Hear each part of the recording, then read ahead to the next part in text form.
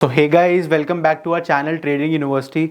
सो guys, आज एक बहुत ही इंपॉर्टेंट कॉन्सेप्ट के बारे में बात करेंगे। हम एक ट्रेडिंग स्टाइल के बारे में बात करें जो आपकी रिस्क मैनेजमेंट जो आपकी होती है जब आप एक ट्रेड लेते हो, जब आप ट्रेडिंग करते हो, चाहे वो ऑप्शंस में हो चाहे वो स्टॉक्स में हो। सो एक रिस्क मैनेजमेंट की बैकबोन की तरह ऐड करता है वो। सो गाइस, आज हम बात करेंगे हेजिंग के बारे में।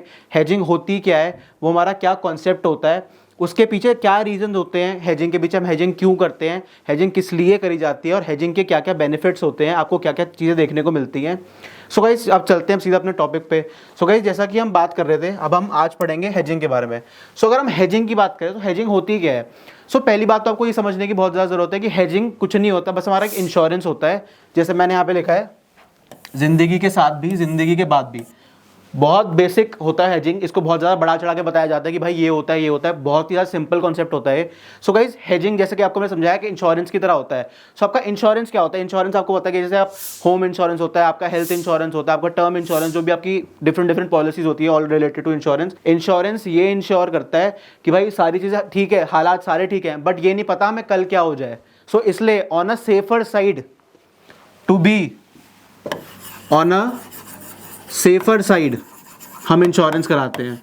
और हम हेजिंग क्यों करते हैं, हेजिंग भी हम इसलिए करते हैं ताकि we are on the safer side of a trade in case हमारी जो ट्रेड है हमारे डायरेक्शन में नहीं जाती।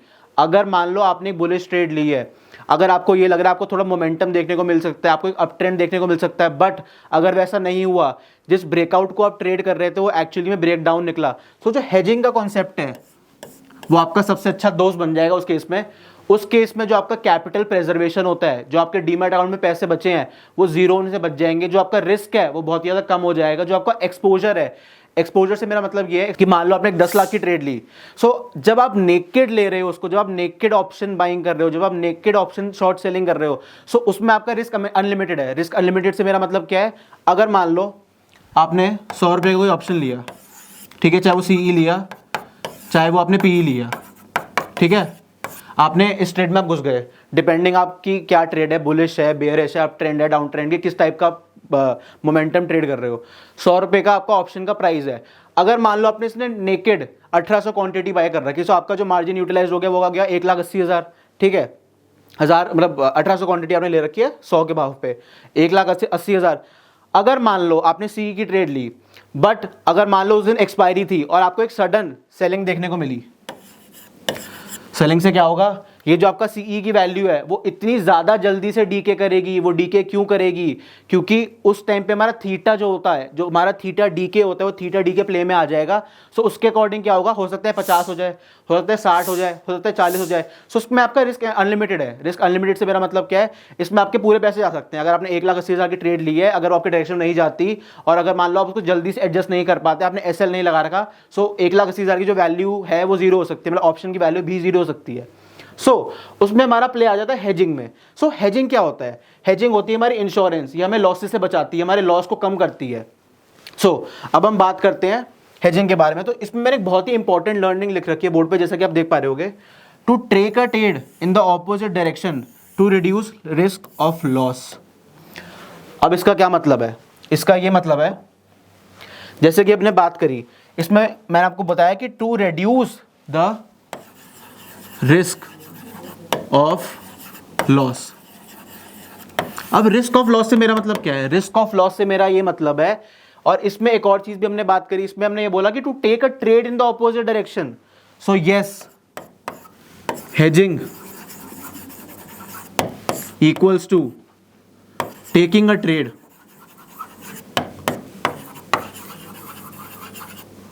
इन द ऑपोजिट डायरेक्शन। अब मान लो आपने ऑप्शन बाइंग करनी है, जस्ट एन एग्जांपल की तरह बता रहा हूं। सो मान लीजिए निफ्टी अगर आपका 21,500 पे खड़ा है, जो उसकी एटीएम स्ट्राइक प्राइस है वो 21,500 है, ठीक है, और आपको ये एक्सपेक्टेड है, आपको ये लग रहा है, आप ऐसा प्रेडिक्ट कर रहे हो, जो आपका ट्रेडिंग प्लान है कि आपको ये लग रहा है जो अब निफ्टी का टारगेट होगा वो करीबन 21,600 का होगा। सो क्या होगा, आप सीई बाय कर लोगे। अभी मैं बाइंग की बात कर रहा हूँ, अभी मैं ऑप्शन सेलिंग की बात नहीं कर रहा है, ठीक है, सीई बाय आपने कर लिया। अब होगा क्या, अगर मान लो ये 21,600 ना जाके 21,400 आ गया, 21,450 आ गया, 21,350 भी आ गया, मतलब ये गिरता रहा, मतलब बेसिकली जो आपकी डायरेक्शन थी ट्रेड करने की उसके ऑपोजिट डायरेक्शन में चला गया। सो होगा क्या, आपको होगा loss, because you have a naked position. Naked position से मेरा मतलब ये है कि आपने उसको हेज नहीं कर रखा। अगर आपने कॉल बाय करा है तो आपने वो नेकेड करी है, उसके साथ आपने कोई हेज नहीं लिया, आपने अपना रिस्क कम नहीं किया, आपका एक्सपोजर 100% है, लॉस होगा तो 100% का होगा अगर ऑप्शन की वैल्यू 0 हो गई। सो इसको हम बीट कैसे कर सकते हैं, इसमें अब अगर मान लो 21,600 का आपने इन द मनी का कॉल लिया है, ITM कॉल आपने बाय करा है, और अगर मान लो उसका जो प्राइस है वो 100 चल रहा है, ठीक है। सो आपको क्या करना है, आपको ये करना है कि आपने सेम टाइम पे जब ये ऑर्डर एग्जीक्यूट कर रहे हो, जो बास्केट ऑर्डर होता है हमारा सेम टाइम पे जो एग्जीक्यूट होता है, तो आपको क्या करना है, आपको ये करना है कि 1800 क्वांटिटी की बजाय आपने इसकी 1000 क्वांटिटी खरीदनी है, ठीक है। फिर आपने क्या करना है, आपने खरीदना है एक पुट ऑप्शन।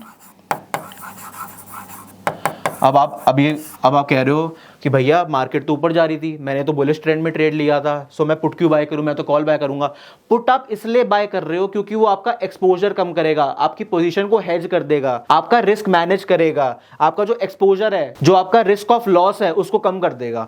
सो होगा क्या, जहां पे अगर मान लो आपके 1,80,000 में से 100 का ऑप्शन 50 रुपए का आ गया, सो मेरे को एक चीज बताओ, जब हमारे डायरेक्शन में ट्रेड नहीं गई तो 100 का 50 आया, वो 100 का ऑप्शन 50 आ गया, जो मैं कॉल ऑप्शन की बात कर रहा हूं, जो आपने 1000 क्वांटिटी में खरीदा है। सो यार मेरे को एक चीज बताओ, अगर ऐसा हुआ होगा तो जो आपने पुट ऑप्शन लिया है 800 क्वांटिटी, इसका डिपेंड करता है कि आपको कौन सा स्ट्राइक प्राइस लेना है। अगर मान लो आपने 50, 40, 30 का लिया था और ये पहुंच गया 90 रुपए का, तो इससे क्या हुआ, इससे ये होगा, भले ही आपका इस पोजीशन में लॉस हो गया, बट जो आपका MTM होगा, जब आप पोजीशन में अपना जो प्रॉफिट और लॉस देखोगे वो नेट टू नेट आ जाएगा। सो हुआ क्या, आपको लॉस नहीं हुआ, जो आपकी पोजीशन थी वो प्रॉफिट में ही एंड हुई। So what is hedging, hedging करता क्या है, हेजिंग हमारा रिस्क कम करता है, हमारा एक्सपोजर कम करता है। भले ही जो हमारी हेज्ड पोजीशन होती है ना उसमें हमें लॉस देखने को मिलता है, but in the longer run क्या होता है, हमारी जो पोजीशन है अगर वो उल्टी डायरेक्शन में चली जाती है, मतलब जो हमने ट्रेड ली है वो एग्जैक्टली उस तरीके से नहीं गई जैसा हम चाहते थे, जो हमारा ट्रेडिंग प्लान था वो एग्जीक्यूट नहीं हुआ, ब्रेकआउट दिया, कैंडल की क्लोजिंग भी दी, रिट्रेस भी दिया, बट हुआ क्या, वो फेक आउट निकला, मतलब वो जो कैंडल ब्रेकआउट थी वो वापस अंदर आ गई, एक शार्प सेलिंग आपको देखने को मिल गई। सो होगा क्या, कॉल का प्राइस आपका 100 से 50 गया, ठीक है। फिर अगर आपका कॉल का प्राइस 100 से 50 गया तो मेरे को एक चीज बताओ, आपने पुट ले रखा है वो तो आपको बचा लेगा, पुट आपने जो लिया हुआ है उसका भी तो प्राइस बढ़ेगा जब मार्केट गिरेगी। सो ये इंपॉर्टेंस होती है हेजिंग की। मैं तो सबको यही रिकमेंड करता हूं, अगर आप ऑप्शन बाइंग कर रहे हो या फिर आप ऑप्शन सेलिंग कर रहे हो और आपको एक लॉन्गर ड्यूरेशन के लिए मार्केट में टिकना है, मार्केट में आपको बने रहना है, मार्केट में अपनी ट्रेडिंग रेज्यूम करनी है, आपका जो कैपिटल है उसमें आग नहीं लगानी। सो आपको क्या करना है, नो ट्रेडिंग विदाउट हेजिंग। अगर आपने ये मंत्र अपना लिया, इस मंत्रे को गहराई में समझ लिया, इस मंत्रे को अपनी ट्रेडिंग प्लान में लगा लिया, उसको एग्जीक्यूट कर दिया, आप मार्केट से कभी भी बाहर नहीं जाओगे, आपकी ट्रेडिंग चलती रहेगी, आपकी जिंदगी चलती रहेगी। अगर आपने इसके बगैर ट्रेडिंग करी सो होगा क्या, जैसे आप सुनते हो ना, काफी बार सुना होगा आपने, यार 1 लाख के 10 लाख हो गए, 1 लाख के 20 लाख हो गए एक्सपायरी वाले दिन, जो हमारे OTM ऑप्शन होते हैं जिनमें गामा ब्लास्ट आता है, 10 के 200 हो जाते हैं, 10 के 120 हो जाते हैं। सो बंदा वो नहीं समझता, उसको ये तो बड़ी एक्साइटिंग लगती है कि भाई हम स्टॉक मार्केट में आ गए, हमें भी एक ऐसी ट्रेड पकड़ लेंगे, 1 लाख रुपए डालेंगे, 20 लाख बन जाएंगे, 30 लाख बन जाएंगे। बट उनको ये समझ नहीं आता कि वो एक नेकेड पोजीशन होती है, अगर जाएगा तो पूरा जाएगा, मिलेगा तो बहुत मिलेगा, बट जाएगा तो पूरा जाएगा। सो आपको ऐसा क्यों करना है कि आपका कैपिटल ही रेज हो जाए, एक पोजीशन हेज करके चलो ना। 1 लाख का आपने लिया, अगर मान लो आपको 10 रुपए का OTM ऑप्शन बाय करना है तो 10 रुपए का CE बाय कर लो और 10 रुपए का PE बाय कर लो। अगर आप बुलिश हो तो आपका 10 का ऑप्शन 200 हो जाएगा और आपका जो 10 रुपए का पुट ऑप्शन है वो 0 हो जाएगा, तो आपको प्रॉफिट ही तो हो रहा है इतना ज्यादा। बस आपने इसमें क्या हुआ, अगर वो पुट में सेम ट्रेड जाती, सेम क्वांटिटी में जो आपने ले रखी थी, अगर वो कॉल 0 हो जाती, आपकी डायरेक्शन में ट्रेड नहीं जाती, तो वो पुट आपका 100-200 का हो जाता। पुट आपका जितना भी 10 रुपए से 50 जाता, 60 जाता, 70 जाता, जो भी जाता, आपको प्रॉफिट में तो देता। रिस्क तो कम कर दिया आपका, दोनों तरफ की आपकी ट्रेड लेके रिस्क तो कम हो गया आपका, कैपिटल तो रेज नहीं हुआ, एक्सपोजर भी कम हो गया, रिस्क मैनेजमेंट भी हो गई। सो ये अहमियत होती है हेजिंग की, इसलिए बिना हेजिंग की ट्रेडिंग नहीं करनी। जो लोग हेजिंग के बिना ट्रेडिंग कर रहे हैं उनको पता है कितनी बार पैसा उड़ा चुके हैं और माँ बाप से कितनी बार पैसा ले चुके हैं। जो लोग जॉब बिजनेस में हैं वो तो बिल्कुल ही मत करना, क्योंकि आप लोग हर टाइम चार्ट नहीं देख पाओगे तो आपके पास उतना पोजीशन, उतना टाइम भी नहीं होगा इन्वेस्ट करने के लिए। सो जो आपकी पोजीशन होगी आपको टाइम ही नहीं मिलेगा एडजस्ट करने का उसको, वो ऐसा थीटा डी के मारेगा एक्सपायरी वाले दिन। जो ओटीएम ऑप्शन होता है आपका ऐसा डी के मारेगा, आपको पता ही नहीं चलेगा आपके पैसे कहाँ चले गए। सो बिना हेजिंग के ट्रेड मत करना, पैसा बच जाएगा, जिंदगी संवर जाएगी आपकी, ठीक है। सो गाइस जब हम हेजिंग की बात करते हैं ना, तो जो हेजिंग का पूरा कॉन्सेप्ट है वो डेल्टा पे बेस्ड है। डेल्टा हेजिंग में आपका सबसे बड़ा फ्रेंड होता है। सो बेसिकली जब हम डेल्टा की बात करते हैं, आपने मेरे प्रीवियस लेक्चर्स में भी देखा होगा, जब भी मैं डेल्टा की बात करता हूं मैं आपको डेल्टा का कॉन्सेप्ट पहले भी अच्छे से समझाया हुआ है। सो डेल्टा क्या होता है, हमारा रोल ऑफ डेल्टा क्या है हेजिंग में, होता क्या है। डेल्टा आपको ये बताता है कि जो आपका ऑप्शन का प्राइस है वो ऑप्शन का प्राइस कैसे चेंज होगा with the change in the price of the underlying asset. So underlying asset से मेरा मतलब ये कि जो हमारे स्टॉक्स हो गए, रिलायंस, एचडीएफसी, जितने भी आपके स्टॉक्स होते हैं जो एफएनओ में ट्रेड होते हैं, जो एफएनओ के पैटर्न में ट्रेड होते हैं, जो आपके इंडेक्सेस होते हैं, निफ्टी, बैंक निफ्टी, सेंसेक्स, जो भी आपके ये इंडेक्सेस होते हैं, इसमें अगर मान लो निफ्टी है वो 21,900 पे खड़ा है, वो 21,900 से 901 पे गया। सो वो ₹1 निफ्टी के बढ़ने पे जो ऑप्शन प्राइस में चेंज आएगा, वो जो पूरा प्राइस कैलकुलेशन होती है, वो जो प्रीमियम कैलकुलेशन होती है, वो डेल्टा बताता है। ये है हमारा कॉन्सेप्ट डेल्टा का, ठीक है। आप देख पा रहे हो मैंने बोर्ड पे भी आपको बहुत क्लियरली लिखा, बड़ा बड़ा इसलिए लिखा ताकि आपके दिमाग में बैठ जाए। इस वीडियो को 10 बार देखो, 20 बार देखो, इस वीडियो को देखते रहो, एक एक शब्द जो मैं मुंह से निकाल रहा हूं उसको सुनते रहो, उसको याद रखते रहो, उसको अपने ट्रेडिंग प्लान में एग्जीक्यूट करते रहो। अगर ये सब चीजें फॉलो करोगे, जो हमारी ऑप्शन सीरीज चल रही है, आपको एक ऐसी नॉलेज बन जाएगी, उससे आप ऐसा पाथ क्रिएट कर लोगे पैसे की तरफ, आप सोच भी नहीं पाओगे। सो जो मैंने क्वेश्चन लिखा है वो समझते हैं। How will the option prices change with the change in the underlying asset.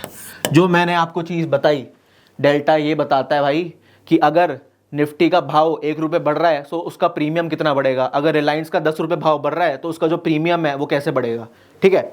अब हम थोड़ा बात करते हैं कि जो डेल्टा की वैल्यू होती है वो कैसे चेंज होती है।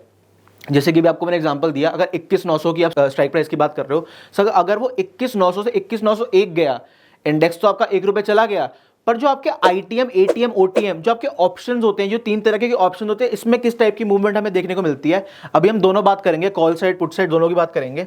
सो गाइस पहले आ जाते हैं हम कॉल साइड पे, ठीक है। पहले हम बात करेंगे कॉल साइड की, फिर हम बात करेंगे पुट साइड की। और आपको मैंने एक चीज बताई थी, कॉल की कहानी हमेशा पुट से उल्टी चलती है, पुट की कहानी हमेशा कॉल से उल्टी चलती है, क्योंकि बुलिश की कहानी बेरिश से उल्टी चलती है, बेरिश की कहानी बुलिश से उल्टी चलती है, ठीक है। अब हम आ जाते हैं कॉल साइड। सो कॉल साइड में मैंने एक चीज लिख रखी है इसमें, delta of deep ITM +1, delta of deep OTM 0। अगर मान लो आपका 21,900 से 21,901 गया निफ्टी, ठीक है, आपका इंडेक्स ₹1 बढ़ा, इंडेक्स आपका ₹1 बढ़ गया। अब मेरे को एक चीज बताओ, डीप इन द मनी क्या होगा। डीप इन द मनी होगा आपका जो आपका एटीएम स्ट्राइक प्राइस है वो आपका 21,900। कॉल साइड की अगर मैं बात कर रहा हूं तो इसमें मैं बाइंग की बात कर रहा हूं। इस केस में जब हम डेल्टा की वैल्यूज कैलकुलेट कर रहे हैं, ये बाइंग के लिए कर रहे हैं कि बाइंग जब हम कर रहे हैं कॉल साइड, पुट साइड, और हमने कोई deep in the money option या डीप ओटीएम ऑप्शन ले रखा है, तो अगर निफ्टी का प्राइस ₹1 बढ़ता है, कम होता है, ₹10 बढ़ता है, ₹10 कम होता है, तो उसका प्रीमियम पे क्या इफेक्ट आएगा, ठीक है। Delta of deep ITM +1, delta of deep OTM 0। सो इससे ये मेरा मतलब है कि अगर 21,901 गया, सो जो आपका एटीएम स्ट्राइक है वो 21,900 हो गया, आपका इन द मनी क्या होगा, इन द मनी आपकी स्ट्राइक प्राइस हो जाएंगी 21,850, 21,800, 21,750। बट आपकी डीप इन द मनी नहीं होंगी, ये आपकी मिड इन द मनी में आएंगी। डीप इन द मनी क्या होगा, 21,600, 21,650, जो 250-300 पॉइंट दूर है आपके एक्टिव स्ट्राइक प्राइस से, जो आपके एटीएम स्ट्राइक प्राइसेस से कम से कम 250-300 ऊपर नीचे। अगर आप कॉल साइड की बात करें तो नीचे, पुट साइड की बात करें तो ऊपर, ठीक है, क्योंकि कहानी उल्टी चलती है कॉल और पुट में, ठीक है। So delta of deep ITM, अगर मान लो आपका निफ्टी का जो डीप आईटीएम का प्राइस है वो ₹300 है और आपका 21,900 से 21,901 गया, सो होगा क्या, डीप आईटीएम का प्राइस बढ़ेगा, जो मैं आपको 300 वाले का एग्जांपल बता रहा हूँ वो 300 से 301 हो जाएगा, ठीक है जी। डेल्टा ऑफ डीप ओटीएम 21,900 पे खड़ा है, 22,200 है, 22,200 का जो ऑप्शन है वो मान लो ₹9 का है, ठीक है। डीप ओटीएम है ₹9, तो मैंने बहुत ज़्यादा बोल दिया, मान लो ₹5 है। अब ₹5 में उसकी वैल्यू कुछ रह नहीं गई, वो खाली सर्वाइव टाइम वैल्यू पे कर रहा है, उसकी इंट्रिंसिक वैल्यू 0 हो चुकी है, मतलब वो तो तब तक अपने भगवान को गुणगान है जब तक वो जिंदा है। जिंदा कब तक है, वो एक्सपायरी तक जिंदा है, अनलेस एंड अनटिल आपका जो ओटीएम है वो आईटीएम में कन्वर्ट हो जाता है, अगर आपको एक बुलिश मोमेंटम देखने को मिलता है और अगर आपको उसके ऊपर क्लोजिंग देखने को मिल जाती है, ठीक है। सो ये जो 5 रुपये का ऑप्शन है, ये 5 रुपये के ऑप्शन में कोई मूवमेंट नहीं आएगी। अगर वो 1 रुपये चढ़ता है निफ्टी, 10 रुपये चढ़ जाता है, 50 रुपये भी चढ़ता है, तब भी काफ़ी और मूवमेंट नहीं आती, क्योंकि वो बहुत दूर का ऑप्शन है, आउट ऑफ द मनी है। जब जैसे जैसे उसके पास जाता रहेगा प्राइस, उस हिसाब से उसमें चेंज आता रहेगा। 1 रुपये में कोई सिग्निफिकेंस चेंज नहीं आएगा, क्योंकि उसकी इंट्रिंसिक वैल्यू जीरो हो चुकी है, खाली टाइम वैल्यू में वो सर्वाइव कर रहा है। अगर हम पुट साइड की बात करें, पुट साइड में जैसे मैंने लिख रखा है डेल्टा ऑफ डीप ओटीएम। मैं आपको हर चीज़ में ये बताता हूँ कि जो कहानी चलती है कॉल ऑप्शन पुट ऑप्शन की बिल्कुल उल्टी चलती है। अगर हम पुट साइड की बात करें, पुट साइड में delta of deep OTM 0, delta of deep ITM -1। अब मैंने ये क्यों लिखा है, अब मेरी बात सुनो, सॉरी -1 नहीं +1 होगा, ठीक है। इससे मेरा क्या मतलब है, इससे मेरा मतलब है अगर मान लो 21,900 से मार्केट गई 21,899, ठीक है, 21,899, 99 1 पॉइंट गिर गई। जो आपका डीप इन द मनी का ऑप्शन होगा, जो आपका deep in the money put option कौन से होंगे, 22,200, 22,250। अगर मान लो मैं एग्जांपल देके बता रहा हूँ, 300 वाला एग्जांपल देता हूँ, उसकी वैल्यू 300 से 301 पहुंच जाएगी, जैसे हमारे कॉल के केस में हो रहा था। दोनों में इन द मनी की कहानी सेम है, बट ऊपर नीचे का फर्क है, ट्रेंड उल्टा है। कॉल और पुट साइड की जो कहानी है बिल्कुल उल्टी है, ठीक है, ध्यान रखना इसको। तभी मैंने ये आपके लिए क्रॉस बना रखा है, ताकि आप कंपेयर कर सको। 300 से 301 हो जाएगा वो पुट ऑप्शन का प्राइस, क्योंकि वो डीप आईटीएम है। डीप ओटीएम कौन सा होगा, अगर 21,900 से 21,899 मार्केट आई, 21,899 का क्या मतलब हुआ, वो 1 पॉइंट गिर गई। आपके जो डीप ओटीएम ऑप्शन होंगे, डीप ओटीएम आपके ऑप्शन होंगे 21,700, 21,650, 21,600। अगर मान लो जो आपका डीप ओटीएम ऑप्शन है पुट साइड के केस में, अगर हमने पुट बाय कर रखा है, अगर मान लो 5 रुपये का खरीद रखा है, ठीक है, कि भैया ये तो मार्केट गिरी, 2 पॉइंट गिरी, 4 पॉइंट गिरी, 10 पॉइंट गिरी, 5 पॉइंट, जितनी भी गिरी वो 20-30 पॉइंट तक ले लो, उसमें कोई मूवमेंट नहीं आएगा। मूवमेंट इसलिए नहीं आएगा because the intrinsic value of OTM option is 0, they are surviving purely based on time value, because their death is nearer, क्योंकि वो out of the money option हो चुके हैं, they are surviving purely on time value. जैसे जैसे expiry पास आती रहेगी, अगर उस प्राइस के पास जो हमारा ऑप्शन है, जो हमारा ओटीएम ऑप्शन है, किसी तरह निफ्टी उसके आसपास आ जाता है, डिपेंड करेगा कि कॉल साइड पुट साइड आपने किस टाइप की ट्रेड रखी है, उस हिसाब से उसकी वैल्यू बढ़ेगी। मैंने आपको ये तो समझा दिया कि डीप आईटीएम में कैसे चेंज आएगा, डीप ओटीएम में कैसे चेंज आएगा और कैसे आएगा, मतलब। और मैंने इसमें ना एक इस बोर्ड पे जो मैंने जो भी चीज़ें लिखी है उसमें मैंने एक चीज़ छोड़ दी। वो एक चीज़ मैंने क्या छोड़ी वो देखते हैं ज़रा। अब मैंने लिखा है some change in deep ITM as index and stock, no change in OTM unless due to increase gamma increase due to IV spike. इसका क्या मतलब है, मैंने आपको बोला 1-2 रुपये बढ़ा, 1-2 रुपये घटा, कॉल साइड 1-2 रुपये बढ़ा, आईटीएम में क्या इफेक्ट आएगा, ओटीएम में क्या इफेक्ट आएगा, कॉल साइड की जब हम बात कर रहे थे। अभी हम बात कर रहे हैं पुट साइड की, ठीक है। पुट साइड में क्या इंक्रीज डिक्रीज देखने को मिलेगा अगर वो गिर जाती है। पहली बात तो आपको ये समझनी पड़ेगी, ओटीएम जो वैल्यूज होती हैं वो तभी बढ़ती हैं हमारी, ओटीएम वैल्यूज तभी बढ़ती हैं जब आईवी स्पाइक करता है और गामा इफेक्ट प्ले में आ जाता है। जो हमारा गामा ब्लास्ट होता है, वो जो गामा इफेक्ट होता है वो प्ले में आ जाता है। आईवी स्पाइक जब होती है, जब वॉलेटिलिटी बढ़ती है, तभी हमारे ओटीएम जो ऑप्शंस होते हैं उन्हीं के प्राइस तभी फ्लक्चुएट करते हैं। जो ऊपर नीचे आपको देखने को मिलते हैं, जो फ्लक्चुएशंस मिलने को देखनी पड़ती है, 5 रुपये का ऑप्शन 10 रुपये का हो गया, that occurs only in a high volatile market, because पहले हुआ हमारा आईवी स्पाइक। आईवी स्पाइक ने क्या किया, गामा को प्ले में ला दिया, गामा ने क्या किया, गामा ब्लास्ट कर दिया। गामा ब्लास्ट से क्या होगा, एक सडन इंक्रीज हमें देखने को मिलेगा ओटीएम ऑप्शंस की वैल्यू में। बट हर टाइम नहीं होता। That's why hedging is very very very very very important. Hedging का जो गाइस पूरा कॉन्सेप्ट है, अगर आपने उसको मास्टर कर लिया, आपको मार्केट्स में कभी भी लॉस देखने को मिलेगा। आप कभी भी परेशान नहीं होंगे कि मेरा कैपिटल उड़ गया, मेरे पैसे डूब गए, मेरा ये हो गया, मेरा वो हो गया। क्योंकि हेजिंग में क्या करते हो आप, हेजिंग में आप ऊपर की साइड और नीचे की साइड दोनों की ट्रेड लेते हो। अभी मार्केट्स लाइव हैं, आपको प्राइसेस मूव होते हुए दिखेंगे।